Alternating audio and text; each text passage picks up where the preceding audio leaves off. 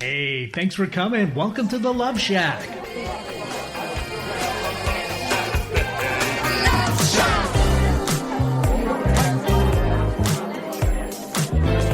Hey, welcome to the Love Shack. It's a little old place where we get together, explore fresh perspectives, and eavesdrop on juicy conversations and uncover the mysteries that nobody talks about but absolutely influences our relationships. If you are struggling in your marriage, just starting out in a new relationship, or are single and know you got to do better next time, this show has been created for you. I'm Stacey Bartley, and I'm here with this guy, my lover and co-host of the show. Together for the past decade, we've been teaching on loving on people from around the world with the sole purpose of helping singles and couples to create and experience love for a lifetime in their relationships, both with themselves and others. And wherever you are in this moment, we want to thank you for spending your most precious resource, which is time. Whether you're catching us live, we're live every Thursday, 1 p.m. PST on KKNW, and then wherever you find a podcast. So again, bottom line, thank you so much. We have an outstanding guest. I'm not going to, Stacey always says I like to spoil it. I'm not going to share anything, but just stay tuned. We're blessed and grateful to have an incredible guest with us today. Yeah, we're going to be talking about power struggles today and how they sabotage our romantic relationships. And in order to see a power struggle playing out right before our eyes, you may or may not be aware that all we've got to do is turn on the news or maybe take a scroll through Facebook. The power struggles and challenges that we are facing, both in our homes, which are the most important with the people that we love, but that plays out in our communities and in our world at large. And so we thought it would be a really great time for us to open the conversation on what a power struggle is, how to know if you're in one, right? And by the way, I'm going to just give it away right here. We all find ourselves in power struggles. We all do them. We all have our favorite place that we go when we're feeling emotionally pressed and our backs are against the wall. Power struggles are those places that we go to in order to cope, to feel a little bit better, and to somehow feel like I'm going to be okay. So this week, we invited an expert who's actually written a book on the matter, and it's called Awakening the Soul of Power. A lot of us are also afraid of power, stepping into our power, owning our power. And so you can start to see that this starts to wreak a little havoc in our lives and in our relationships, both with ourselves and others. So we're going to bring him on as a guest. Christian has traveled the world. He does retreats. He's a breathwork, transformational spiritual coach. And I'll go on and on when we formally introduce him right after our break. But get ready to discover our power struggles running your life and your relationship. To find the answer to that question, join us. We'll be right back. Here's what one of Stacey Bartley's clients says about working with her. Working with Stacey has been life-changing in a very magical way. I wanted to work with Stacey when I left a long-term marriage because I didn't want to repeat any of my relational, how would you say, unhealthiness. I'm so amazed how she has taken her experience and wrapped it into her own program, a program that is designed specially for you, for anyone that moves forward with her. She's unique, she's profound, she's magical. She has a love for others that is unmatched, and it would be a gift to yourself to work with Stacey. To book your 30, 45-minute, or 60-minute session with Stacey, go to staceybartley.com/checkup. Hi, I'm Nathan Mumm, host of Tech Time Radio with Nathan Mumm on KKNW. Tech Time Radio's live show is Saturday from 4 to 6 p.m., and you can always check us on the web at techtimeradio.com. Our segmented stylized radio gives you the breaking news before it hits mainstream media. Join myself and Mike Corday as we'll make you laugh. That's good. So, Hooked on Phonics worked for you, didn't it? It did, just a little bit. And learning something new in technology. Join us Saturdays, 4 to 6 p.m., and Thursdays from 6 to 7 a.m. The technology show for the everyday common person. Are you ready for something real, raw, upfront, and honest? Then tune in each Wednesday at 2 p.m. right here for Love from the Hip. I'm spiritual hypnotherapist, master esthetician, and the host, Sakura Sutter. This show is unlike anything you have ever heard. and was created to help others to help themselves. Hear me follow up with guests I have hypnotized and see how it has improved their lives. I will also spotlight amazing people from around the world. There's skin tips, live readings, and answers to life's burning questions. Join us each Wednesday at 2 p.m.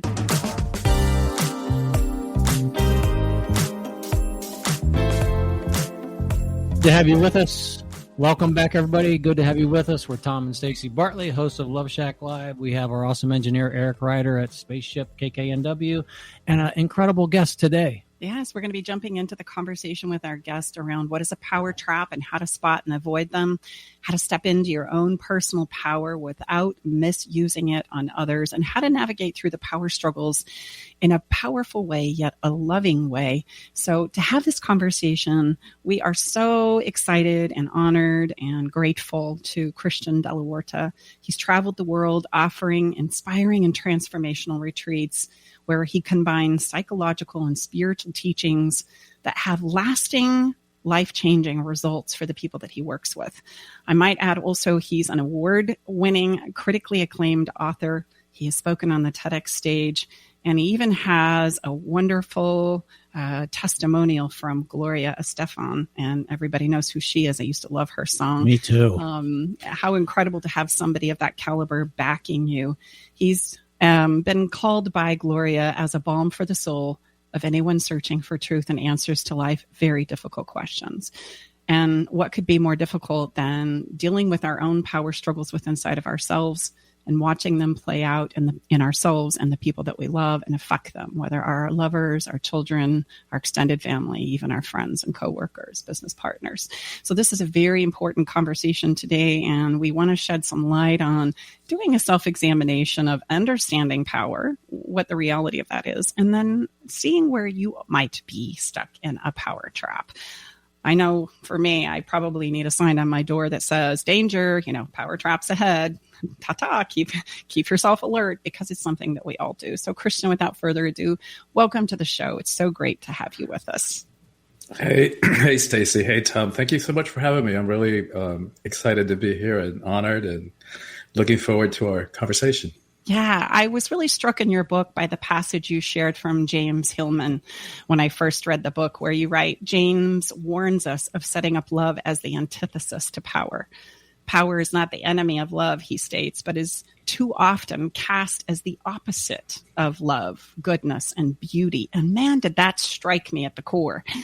And he goes on to say the corruption begins not in power, but in the ignorance about that. So I wanted to start our conversation today with you about what is power and why is it we're so afraid of it? Yeah, that's a great question. Because I believe that most of us have an ambivalent relationship to power. Like, part of us wants it, part of us longs to have it, and then another part of us it's afraid of it. And the more that I work with people around this theme, what I think we're afraid of is that if we really stepped into our power, like if we really stepped into our full potential, like let it rip, bead all of who we are, that other people wouldn't be able to handle it, and that we might end up alone as a result. So we stifle it and we play small and we limit ourselves into smaller little boxes that won't rock the boat too much. Mm-hmm. We also fear that we might abuse it. And no wonder, like you were talking about, on any given day, we just got to turn on the news to witness at least one abuse of power. Mm-hmm. And what good-hearted person wants to do that? We don't want to do that. Then further complicating the matter is that we've been conditioned to believe that power is a bad thing, like your Hillman quote was talking about or pointing to. And so, yeah, that power corrupts. Absolute power corrupts, absolutely. But what they forgot to tell us about that quote is that Lord Acton was speaking specifically about political power, not personal power. And so add to the mix the fact that we've also been conditioned to be afraid of our emotions. We've labeled the emotions weakness, which doesn't make any sense because emotions are neutral. They're energies. They're neither good or bad or strength or weakness. They're just energies. It's how we express them that, depending on how we express them, they have a good or not so good effect. So when you put all that into a mix, what happens is that we end up giving our power away, our innate inherent power that no one can give to us. No one can take away. We are the only ones who can give it away. And the tragic part is that we give it away for lame reasons. Like we settle for less. We play small. We say yes when inside we really feel no, for an illusion of security, for a false sense of acceptance, for morsels, crumbs of pseudo love. And it's not a good strategy because we don't end up getting what we really want. Mm-hmm. You know, I in this quote, it was the opposite of love is power. And I thought, no, love is power, yes. right? And what's interesting is, I bet you've witnessed this as well, even with inside of myself, when I really touch on the core of who I feel I am, like when that idea of who I am and what I'm doing come into sync, then I cry. There's a level of humility. Yes. And so what's interesting is that's power in my book, in my experience, and in my life. And with the clients that I see, there's always a very humble, accepting, like graciousness about accepting who you truly are as a personal piece of your power. And I think it's important for us to point that out, that it's not this exterior demonstration. And I want to get into that. I want to talk about all your power plays. I love them. I love how you've described them. I also loved how you gave some practices for each, because it's important for us to be able to self-identify what our particular favorites are, right? We all do them, and we might be prone or enticed to do them. And then we all have our particular favorites, right? Yeah. Yes, beautiful, beautifully said. And I love how you bring in the humility, the humble part of power. Because that's part of the reason that we get stuck, that we reject it, because we get confused, right? So the way the world looks at power is it's people who have either really big, powerful guns and weapons, or money, a lot of money, a lot of fame, or they're high up some kind of hierarchy, whether it's a corporate ladder or some institution.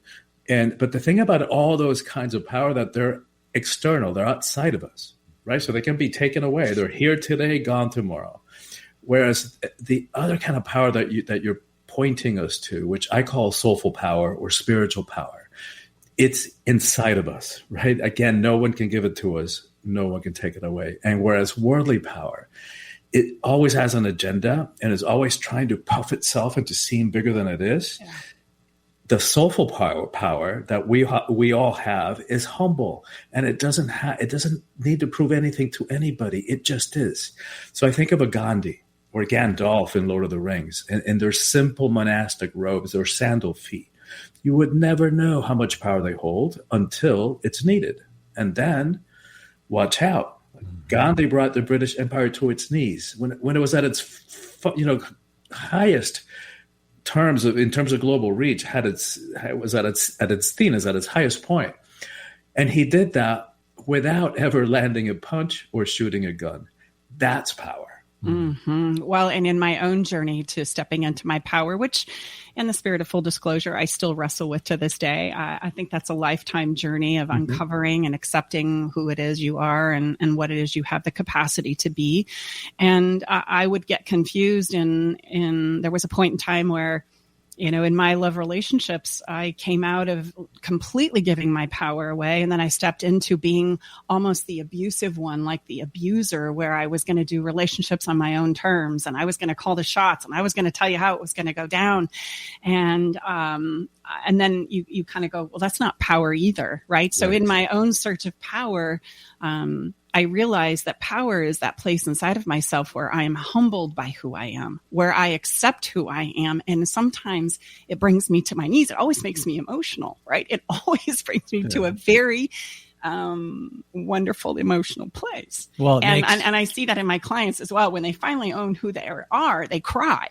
They don't go, I'm the, that's me, right? It's this very sweet, sweet, sweet place. Well, I was just going to say, it makes me think of the quote by Robin Sharma, who's a well-regarded, wonderful leadership, person in the space. And he's the most loving person in the room comes from a place of strength and not of weakness. Mm-hmm.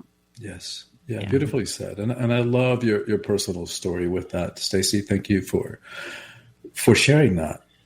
Because we've all struggled with it, and I do agree that it's a journey, it's a process, and sometimes we go, the pendulum swings a little bit too far in the other direction as we're trying to figure out who we are. And so, yes, thank you for humanizing that. Mm-hmm. Yeah, no. And I think it's important as we say, come on, step into your power, own who you are. It could be a misnomer to think that, okay, well, that's it. I'm going to take advantage, and it's time and it's permission for me to, go out and, take the world by the tail and conquer it. And it's none of that. Right. So that's why I thought it's important for us to realize that when we touch on those parts of ourselves, I've even had people ask me, why am I crying right now? And I says, because you're touching on who you really are. Right? Yes. Why am I emotional right now and I can't hold it back? Because you're recognizing you, right? You're taking that all in and you're experiencing that in your body. And that's not I'm going to take over the world kind of feeling. It's oh my gosh, I'm amazing. It's humbling. It is. Humbling. Oh my gosh, that's me. I never knew. So let's talk about some of the power plays that play out in our lives. Some of the wonderful things that we can talk about. This is not who we are, but it's what we can do, right? When, again, our backs are against the wall and we don't know what else to do. And we pick these up from our parents. We pick them up from demonstrations in the world in our effort to try and connect with and find a place of power because we're tired of being pushed down or we're resisting what we know we are truly capable of. And I want to take them one by one. Yes, we have time. I want to take them one by one and briefly just kind of summarize and give some tips and points in regards to helping us identify which one is which. And I'll give you what am I trying to say? I'm going to give you the denier, for example, and then you tell us how that plays out in our lives when maybe we're caught in a power struggle of that particular so these are the unhealthy ways that we express power. So for example, I was working with a woman recently. I think she'd been married 30 years or close to that. And they got into this unhealthy behavior that he would, which we've all done, right? So the husband would come and he would put the keys in the wrong place, whatever that wrong place was. And then either she would react and nag and try to win the argument, or she would just withdraw, and sorry, honey, you're not going to get any tonight, kind of thing, and so I have a headache, kind of thing, and so it never ended well. Yeah, and so by figuring out, what the patterns are, we can stop them, and in her case, it was as simple as not reacting, not getting sucked into that. He did this, I did that. I said this, she did that. Boring, because it becomes a fight, like a struggle between egos, and it never, ever, ever ends well. And so she just stopped, and she stopped reacting, and I think we had maybe 2-3 sessions or weeks before we met again. In her just being unwilling to engage in the unhealthy power struggle, he stopped. That ego didn't have anything to buck up against. And so what you're taking us in that direction of what are these unhealthy ways that we express power? So the denier is acting as if we didn't have it. And in some ways, my older sister was an inspiration for my thinking about this, what ended up being this book, because when we were kids, she's 2 years older and we're 9 kids, a very Catholic family. And all of those conceived within 12 years, no twins.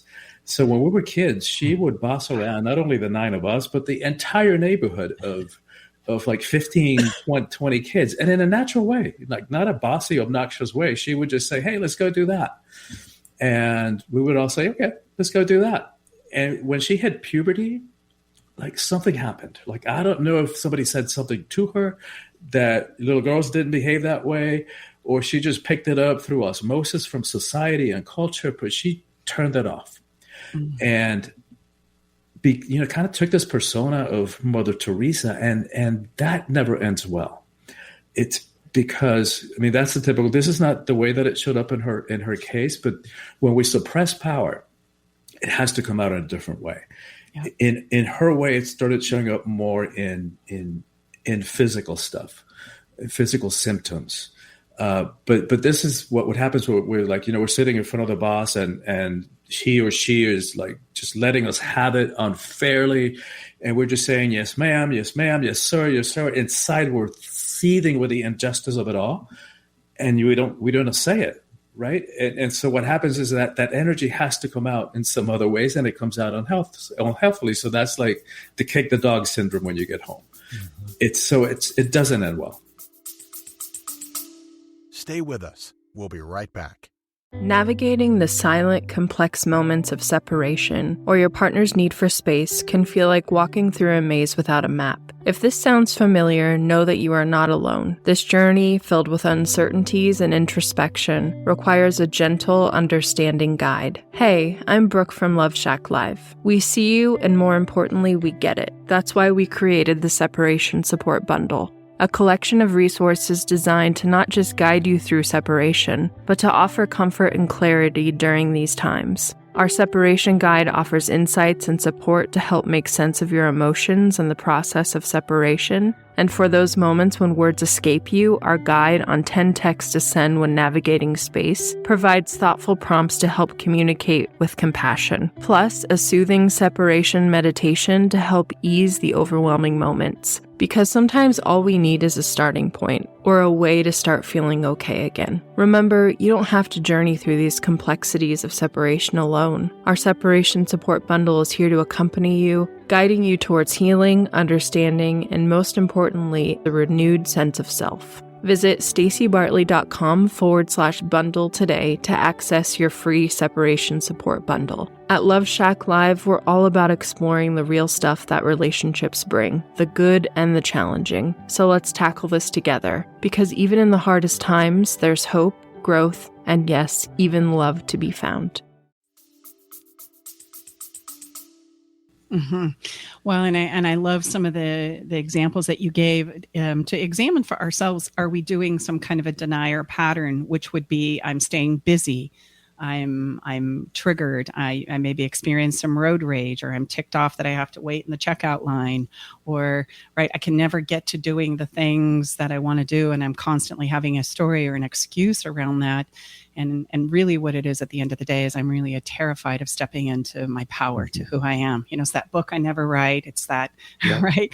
That webinar I never get together, that business I never launch. It's that person that I love dearly that I never say, oh, I love you. You want to go out, right? Or, honey, I really want this to work. Can we work on this? I love you. You mean the world to me. And so does this relationship. What can we do about it?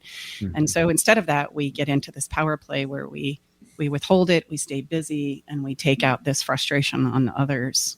Mm-hmm. Right? So let's move to the next one, the pseudo macho, right? Is that you, babe? No. No, I think that's when we overcompensate. Mm-hmm. So here's an example. It's not about the politics. It's not about, it's more about looking at the energetics of it. Because I think let's look at Hillary. Whether you like her or love her, that's not the point. Whether you agree with her or don't, it's not the point. I'm just looking at the energetics. Mm-hmm. In the first elections, when she was running up against Obama, she was acting ultra tough. And I don't know her. I don't know what's going on in her mind, but my perceptions would be that understandably, she would, it would have been the first woman president, that she thought, or somebody told her, that she had to be extra tough. And so that's what I call the pseudo macho. So she was actually more hawkish. We got to go kick butt overseas, whereas Obama actually represented more of the inherent feminine principle with principles like, let's get everybody at the table, we can get through this, let's talk it out, and which is very effective. And so when he was actually elected, and I think people all over the world celebrated with demonstrations in the hundreds of thousands, I think what that was pointing to is that as a species, we've had enough of this power over approach, this kind of power that is patriarchal, that is hierarchical, that needs to kick butt and that needs to press somebody down, push them down. the cowboy, my way or the highway kind of thing. That we've had enough of it. And what he embodied, and this, of course, this is all subconscious. We weren't thinking about it in this way. That we're longing for that more feminine, if you would, expression of power. And we can get into a whole discussion about how we have mistakenly labeled the feminine as weakness. Well, that's a whole other conversation, because it's totally erroneous and a misunderstanding. Well, and I love how you use the example of pseudo macho with a woman. I think that was brilliant on your part, because we wouldn't think that a pseudo macho would be a female type of a version, right? Yes. Oh, I'm female, I wouldn't do that. And yet there's a lot of empowerment for women movements that I say, okay, no, I agree. We all need to own our voices, but become very aware and wary of not becoming like the thing you're saying you don't like, or that has kept you down. Exactly. And we need to have that conversation in feminist groups and those kinds of things. It's not about overcoming or overtaking, right? Yeah, it's not about expressing it in a masculine way. That's what we're trying to get away from. And so flash forward 8 years later, when she went up against Trump, now she had a lot more experience. She probably had a lot more self-confidence. She'd been senator, she'd been secretary of state. Her approach was very different. And, there was that self-assurance that you could see it in the way she dressed, in the way that she wore her hair. There was more of a softness, like the power didn't need to be proven. Like she knew her power. And so she spoke about love in her speeches. That was very different. And I think it comes from that you were also addressing that the more or the stronger our self-esteem, the less that we need to prove. In our power in the pseudo macho kinds of ways. I love that. So let's move into the critic, the judge, right? Tell us about that one. Yeah, it's like criticizing, which an expression of which, whether we're doing it in person, which is like cutting somebody down at the knees, which is very disempowering. Or whether we're gossiping about them behind their back, it's a power struggle, because we feel like we're putting ourselves above them by taking them down, whichever way we're doing that, but it doesn't get us what we want, because it's a false expression. Just because we're putting somebody down doesn't mean that we're empowering ourselves. So it might feel good. I mean, it might have an effect in the immediate, but how do we feel afterwards? Because we've all done it. We've all gossiped, right? Actually, when we walk away from that, it's like, it's yucky. Like, right? We don't feel good. That's not how we want to be. So it ultimately doesn't get us what we want, which is to feel good about ourselves and to have an authentic sense of empowerment. And this is not a good strategy. Well, and in a lot of our work, we teach that, criticism and judgment comes from within. I'm criticizing myself. I'm needing to feel good or better about myself. And so I compare myself to others. If I'm, for example, wanting to lose weight, I'm going to notice all the skinny little women in the room, and I'm going to notice all the fat ones.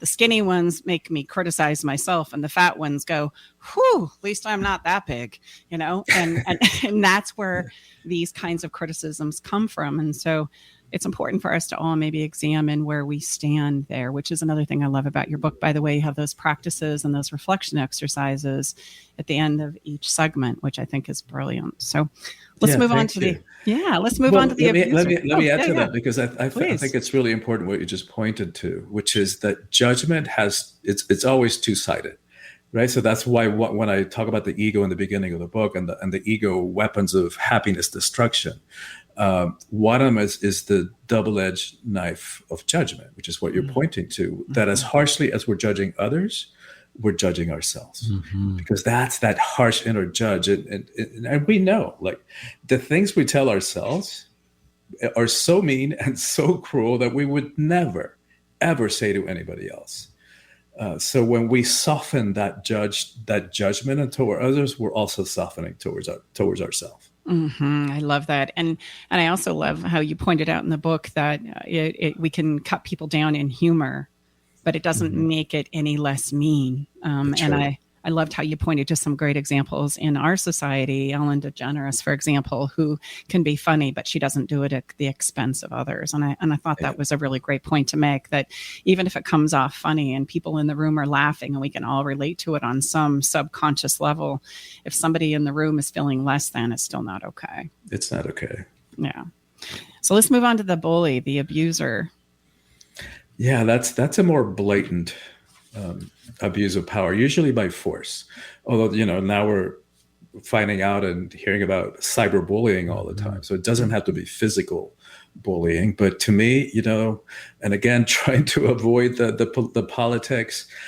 But my best example of that, the one that makes me like really get it, it's the U.S. after 9/11. After that incredible tragedy, we had the goodwill of the entire world. And at this point, we were like the world's only superpower. And so what do we do, right? We had that moment of choice. Like, how are we going to handle the situation? And what we did is like we abused power. Like we went and used our might, our physical might, to invade another country that under false pretenses, as we were to find out afterwards. And look at what's happening now. It's 30 years later, and we're still mired. We're just maybe pulling ourselves out of that. And how many times do we need to hear it, that you can't put out fire by throwing gasoline on it? Mm-hmm. Or like Gandhi said it, an eye for an eye and the whole world goes blind. Mm-hmm. And so that's an abuse of power. And what happened is like we bullied, and nobody likes a bully. So pretty much we went from having the goodwill of the entire world to becoming global pariahs. And so not a good strategy either. Mm-hmm. Well, and I'm just going to encourage people to pick up your book. There's a story of you being a bully for a short period of time in your life in the book, right? Just to show that, hey, we're all in this journey together. And we all, even though we're talking about this, have our own struggles with power. Not to say we shouldn't step into our power, but learning the differences, right? Not being ignorant about what power is and is not is the goal here, right? Yeah. And it was, very relative to some examples of bullying, including I haven't been bullied. And it was more like the psychological, it wasn't like physical, but absolutely. And I included that intentionally to help understand what drives bullying, which is usually not a good sense of self, not good self-esteem. So we're overcompensating and trying to prove that we're good enough, or trying to prove that we're powerful enough, or don't mess with me. But again, it's not a good, effective long-term strategy. It doesn't really get us what we want. Yeah, so true. And I would say oftentimes it could be done to be in favor of others, because we don't have that ability to have that strength within our inside of ourselves, right? So even though we're doing something we know inherently is not good for us or good for others, we still are so desiring. Again, we like to say, Christian, and everyone needs to know that they're appreciated, acknowledged, and who they are is important. That's fundamental to our human experience. And however we need to get that is how we're going to satisfy those needs. Mm-hmm. Exactly. Yeah, that's the bottom line, right? Self-love, self-acceptance, yes.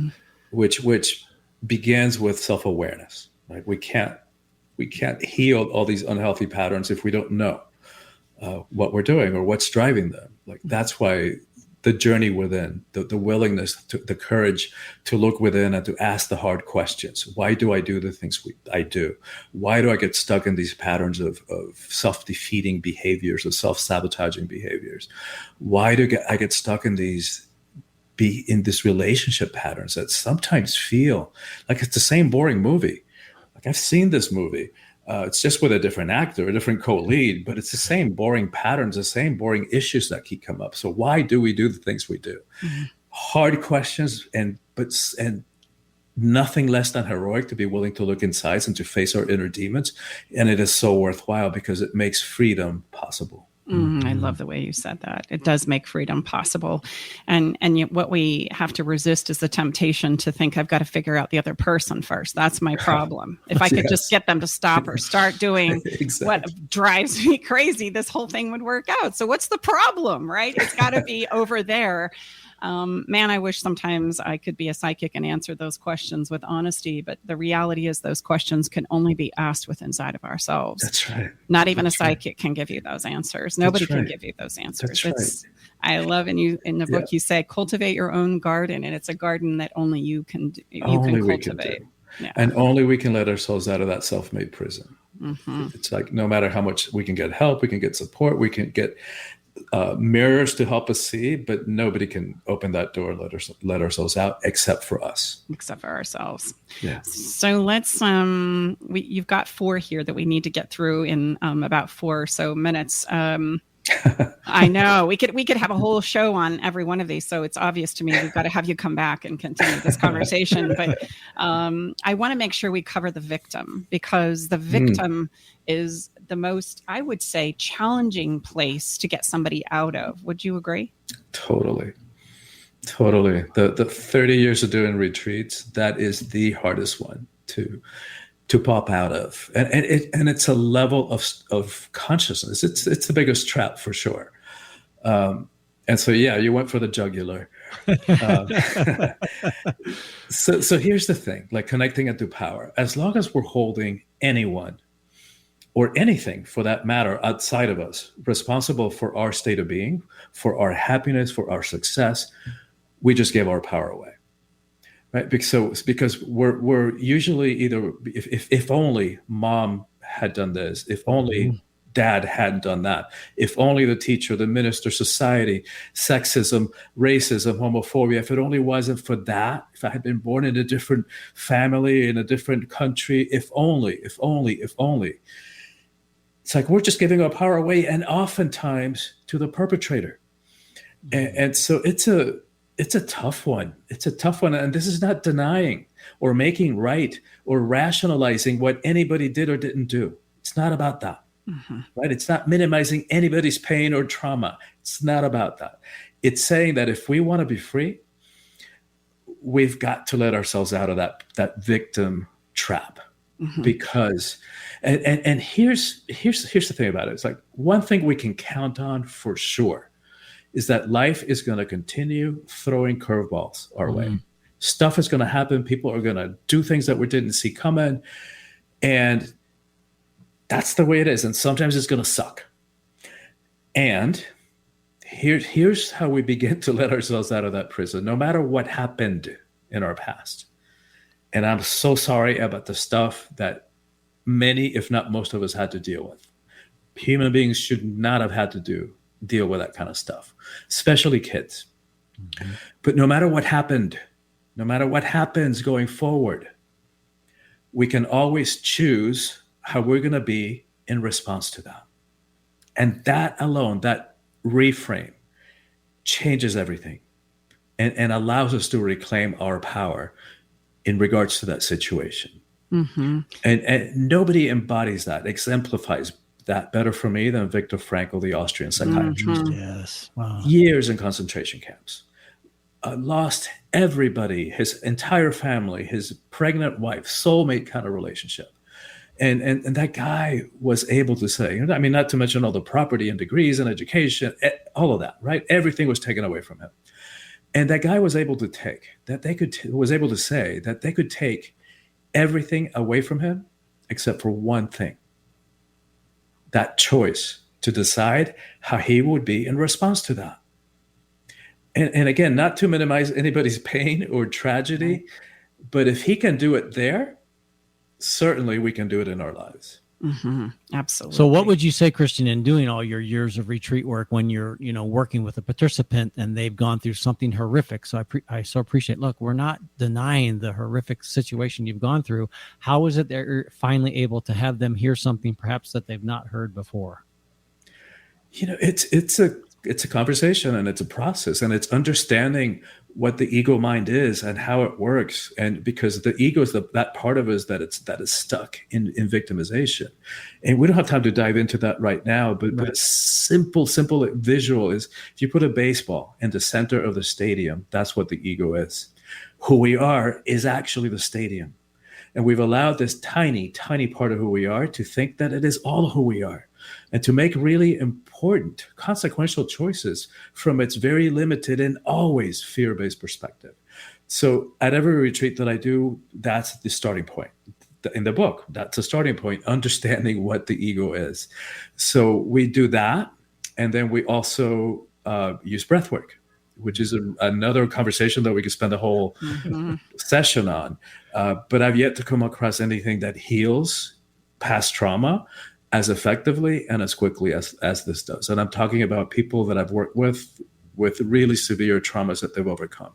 All sorts of abuse, including sexual abuse, people who've experienced traumatic, physical, violent stuff, and it can be healed. I love that. Well, gosh darn it. We've got to wrap up our conversation here, and let's each of us take a takeaway from our conversation today. Let's give our listeners 3 takeaways from the points that we really feel like are the most important from our conversation today. Christian, we'll put you on the spot since our guest. What would be one for you? I think that there is a way that we can step into our power that is a match for who we are. So as we understand ourselves and understand more about the nature of power, there's a way that we can figure this out, that we can own our power, that doesn't require that we push anybody down, that we step on them, that we manipulate them, that there's a way that we can do this that is a match with the inherent goodness in our hearts. I love that. What about you, babe?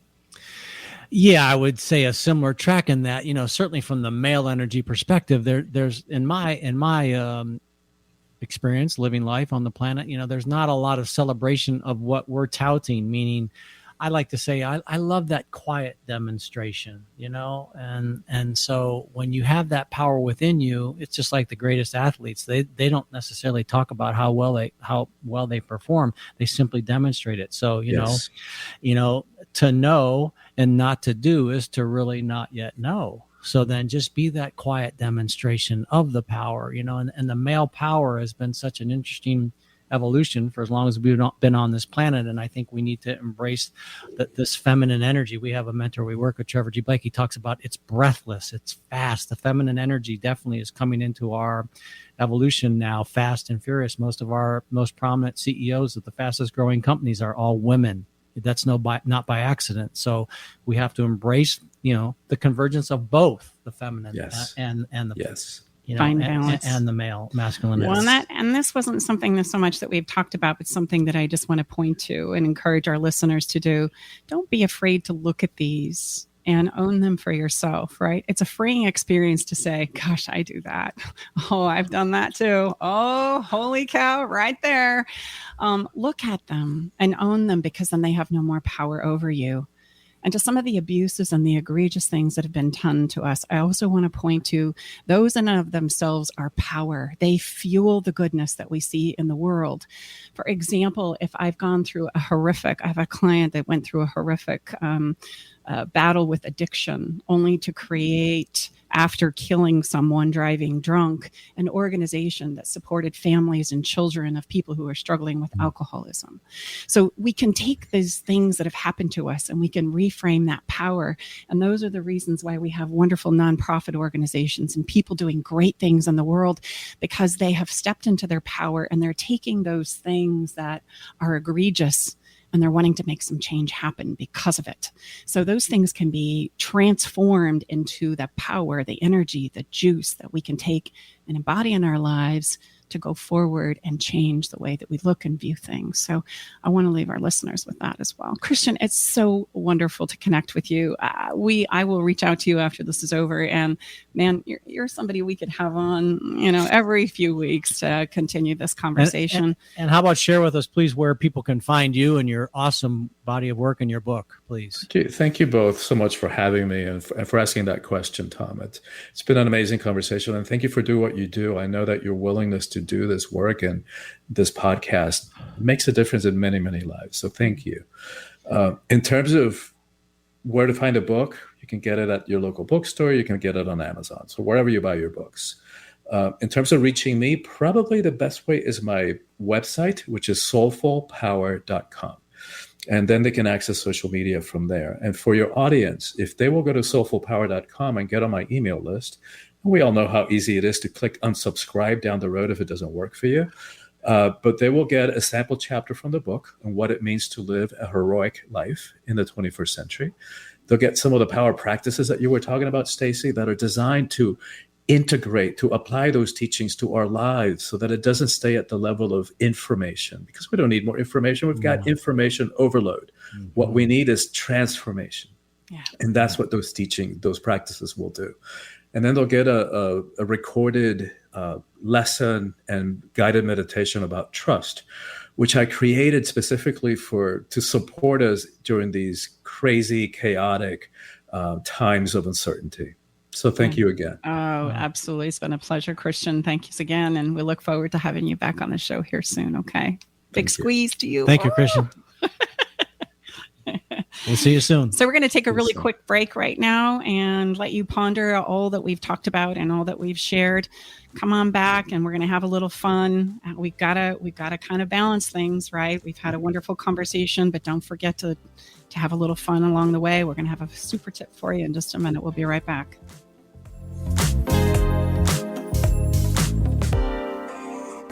Here's what one of Stacey Bartley's clients says about working with her. Working with Stacey has been life-changing in a very magical way. I wanted to work with Stacey when I left a long-term marriage because I didn't want to repeat any of my relational, how would you say, unhealthiness. I'm so amazed how she has taken her experience and wrapped it into her own program, a program that is designed specially for you, for anyone that moves forward with her. She's unique, she's profound, she's magical. She has a love for others that is unmatched, and it would be a gift to yourself to work with Stacey. To book your 30, 45-minute, or 60-minute session with Stacey, go to staceybartley.com/checkup.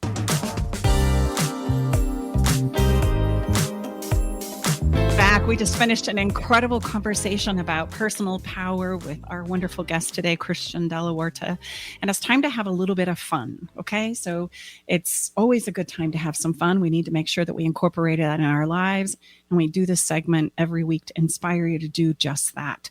So today what I want you to do is I want you to think back when you were 5 years old, or maybe 10 if you can't go back that far in your imagination.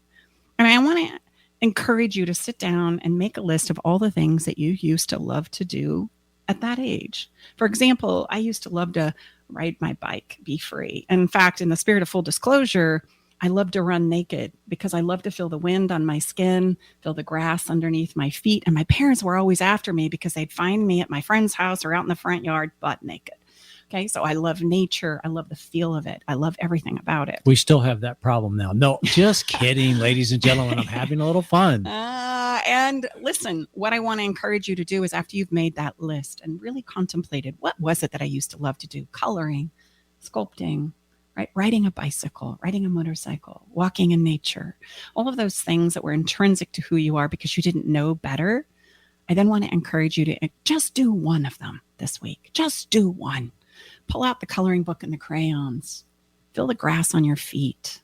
Feel the wind in your hair. Or go for a bike ride. How about swing? You always talked about being on a swing. I love to swing too. That's anytime now, just so you know, we see a swing somewhere in a park or something, we stop and swing, ladies and gentlemen. Oh, yes, we do. And the longer the chains, the better. So gift yourself a few moments to think about that and then incorporate that back into your life. It's going to reconnect you with the essence of who you are, and you may pick up another hobby, right?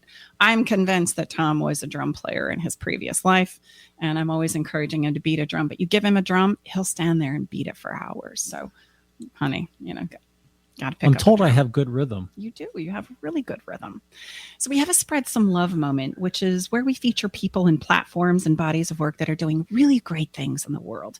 And today it happens to be a really dear friend of ours, actually a colleague and a coworker, as well as a dear friend. And we're going to be taking care of her dogs this weekend. Yes, we are. Kim Murphy is a colon hydrotherapist. She's also a nutrition specialist, and she had this to say about her love and journey into relationships. Hi, I'm Kim from Auburn Total Health, and being a business owner and relationships go hand in hand.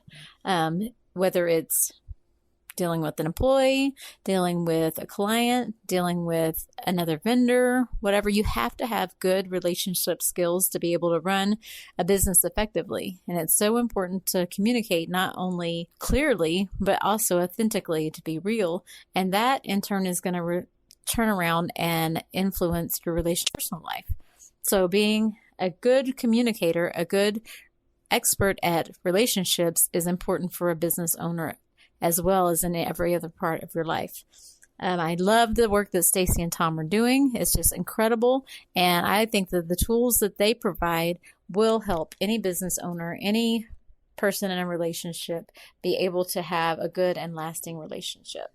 We do good things for good people, and it comes from a place of genuine caring about our clients and the work that we do. Well, I find it interesting too that, Stacy, you had a very thriving, wonderful health center in Salt Lake City before you met me and chose to drop everything and come to Sacramento. But you always used to share that, interestingly enough, when you were doing your colon therapy work, many times most times the conversations would turn to relationships. Mm-hmm. Interestingly enough, through that protocol, through that therapy, if you will. Yeah. Right. When we let go physically, we also let go emotionally. There's no ifs, ands, or buts about it. And by the way, Kim wasn't on there to, talk about us. That was a bonus. Thank you, Kim. We appreciate you. But just the importance of communication. And I always would marvel when Stacey would share literally every single time she found herself talking about relationships. So go figure that's what we do now. So sometimes we don't know where this life path is going to lead us. Mm-hmm. Well, and a health journey will always take you to an emotional journey, and an emotional journey will always take you to a health journey. It's just kind of the way it rolls. And that starts to point us to the physical and the emotional body that we talk about. And if you haven't heard us talk about that, you can catch it in our previous episodes. So gosh, it's time for us to wrap up this episode, and I'm so sorry to go. This is such a wonderful experience to connect and to come and share and be with you and our guests and our listeners. We so appreciate and love you and appreciate everything that you do to help and support us by listening in and sharing with us yourselves and your stories and your journeys. And like Tom said, thanks again, Kim. We appreciate you sharing your insights about that with us. We, by chance, if you want a free book, we didn't have a chance to do this because of time. I didn't want to mess the conversation up, but if you want a book, you can email us. I'll give it to the first 2 or 3 people. Christian has agreed to autograph and personally sign 3 physical copies of his book to the first 3 people who email us and let us know that, yes, this book is me. All I need you to do is in the subject title, put power, and I'll know what you're referring to. And what's our email address? Email address is, you just go to the website, stacybartley.com. There's a place where you can contact us there. That would be the best way to go about it. As we close each episode, we close it with a song because we've talked and we've got your head thinking and spinning, and we also want you to feel. And so every week we leave you with a song. You can get our playlist on our website as well. But today's song for this episode is Sade's Stronger Than Pride. And the reason I chose this song is because love is stronger than pride. And, right, we need to learn how to govern ourselves and our pride.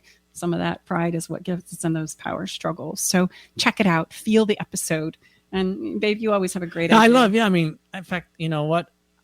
Listen to the song first and then listen to the rest of the podcast. I think that would be I love podcasts. There's a few that I listen to all the time, but they don't have that particular way. But again, Stacy and I, we talk a lot about, we have our physical body, but we also have our emotional body, and music is a big part of our lives. And we have a lot of fun each week picking the song. So perhaps, try the song, listen to the song. What are you feeling? And then listen to the rest of the podcast. Mm-hmm. And you can catch the whole playlist for every single episode that we have ever shared with you on our website, again, on that playlist, stacybartley.com/podcast. Don't miss it.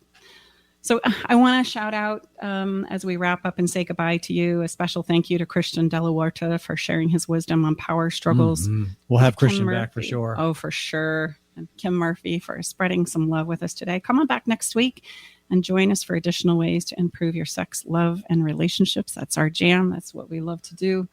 It's been a pleasure to be here with you today. We're Tom and Stacy Bartley, hosts of the Love Shack Live, together with our engineer, Eric Ryder. Thanks for being here and spending some of your day with us right here inside the Love Shack. We'll see you next week. Soon.